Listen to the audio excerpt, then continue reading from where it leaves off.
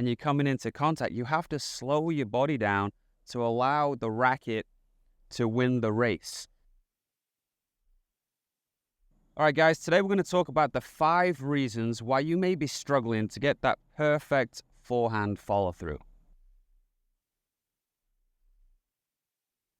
So if your timing is a little bit off and you don't trust your ability to really strike that ball from the right place, that's going to affect your swing.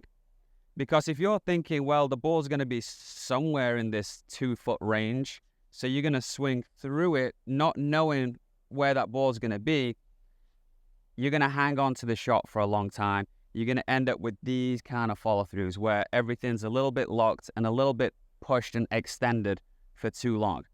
If you know where that ball's going to be, you can just swing right through it, have the confidence that you're going to time it right, and the arm has more chance of rotating. The arm and the racket will rotate around your body a lot more if you trust that timing and you time it right than if you're searching for where the ball is going to be.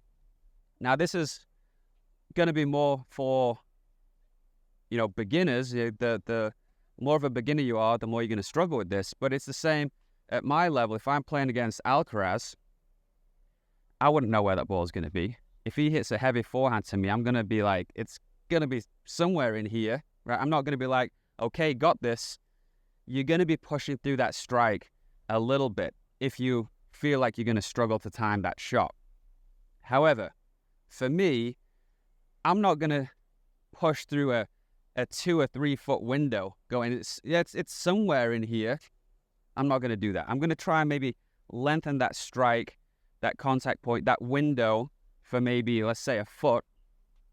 And that would be a long way, but try and get through it here just to guarantee a cleaner hit.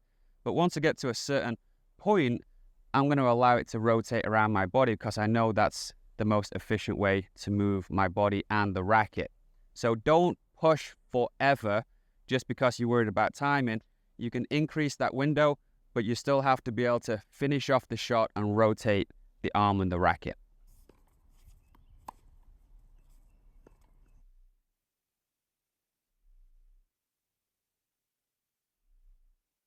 Also, if you don't have great timing, what you tend to do is limit the amount of moving parts. So instead of allowing everything to move, the coordination chain moves all the way through the body, through the arm, every bit of the body is working. If you don't have that timing, you tend to take a few of those out. And a lot of people will just finish the coordination chain at the shoulder.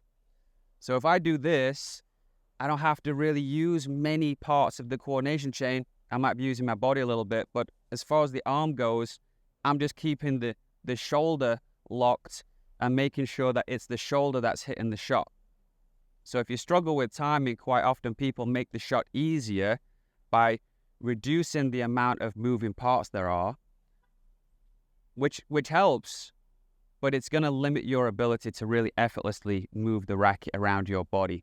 So try, especially when the shot is a little bit easier, to feel like everything is allowed to release. You're not just holding on basically to the contact point all the way to the finish of the shot, which is what people are generally doing.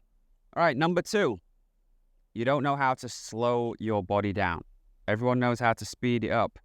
When you want to hit that ball hard, everyone knows how to send it, but it's the slowing down of certain body parts that allow the next body part to fire. So as you're coming in here and you're coming into contact, you have to slow your body down to allow the racket to win the race. And then your body can continue to move. But if you just go from here and you just accelerate so much, and obviously the error of this is sometimes just hitting it too hard.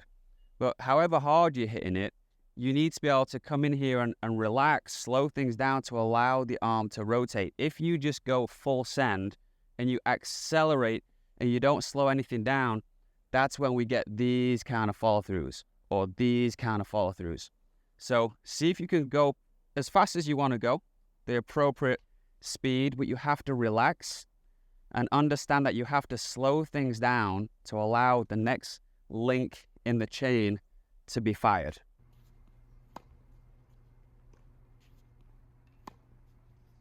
All right, number 3. You see the game as linear. You think about hitting the ball towards your opponent, towards your target, like you would if you were bowling. Really sending something that way.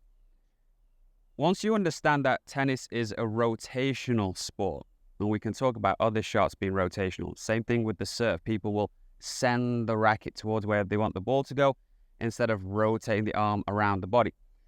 Back to the forehand. If you're hitting and you want the ball to go wherever, to that target up the line, and you send everything in that direction for too long, you won't be able to rotate the arm and the racket around your body. So you have to see the game as rotational. And if your technique is decent, we should have that window here where you can control where the ball is going to go. But we don't, again, have to do it forever. So as soon as I see people really driving out towards the target, usually their follow-through suffers and they're just not able to move the racket effortlessly. I keep saying the same thing, but effortlessly and quickly around yourself. All right, number 4, too much tension. And maybe I could have added this to one of the other points, but let's talk about it in a different way. Let's say this is really heavy, and it is, it's pretty heavy and cumbersome right now, but let's say it's even heavier.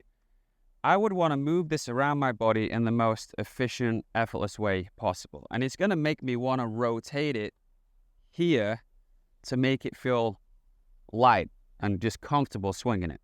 If I was to swing it like this, that's going to feel really heavy, especially if I make it even heavy. If I put balls in it, this is going to feel really heavy.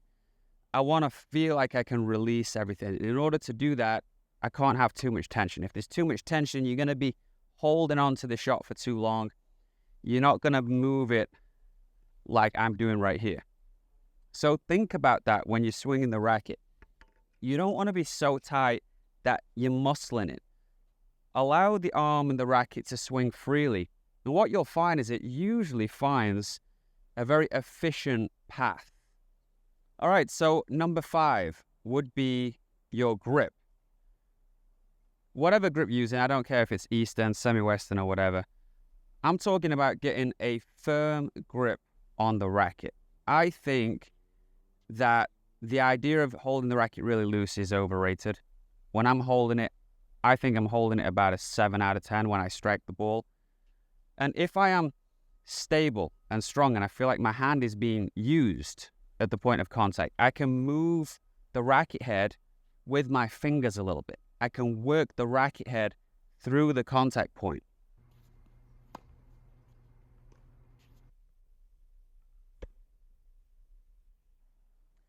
If you're holding it all loose as a goose when you hit it, so many things happen to the racket head and it's flying about all over the place. So you actually want a bit more stability than I hear people talking about. As you come into that strike, feel like you are stable at the point of contact and use your hand to rotate the racket around your body. Use your hand, use your wrist a little bit. That doesn't mean you get all wristy, but you have to be able to physically move the racket in the direction you want it to go. Now, I just said if you just allow things to move naturally, it will follow that path. And that's true, but when you're hitting a ball that's coming pretty fast or you're trying to hit that ball back pretty fast, there's an amount of impact there that requires stability, right? So just make sure you have a solid grip, you're firm on the racket, your pinky's not dangling off, you're not getting too loose. You need to be firm, and that's going to help you to be able to rotate everything through the shot. If you got something out of that, please subscribe to my channel. Let's get those subscribers up a little bit.